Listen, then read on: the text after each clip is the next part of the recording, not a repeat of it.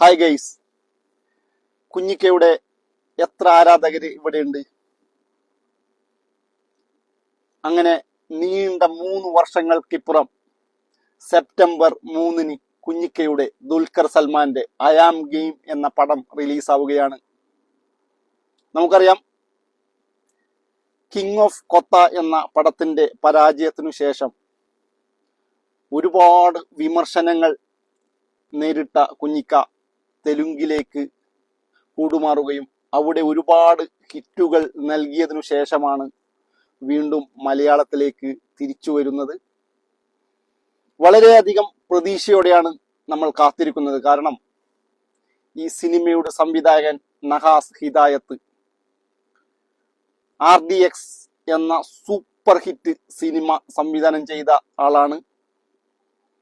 ഓരോ മീറ്ററും പ്രേക്ഷകനെ കണക്ട് ചെയ്യിപ്പിക്കാനുള്ള ആ മാജിക് മനസ്സിലാക്കിയ സംവിധായകനാണ് നഹാസ്.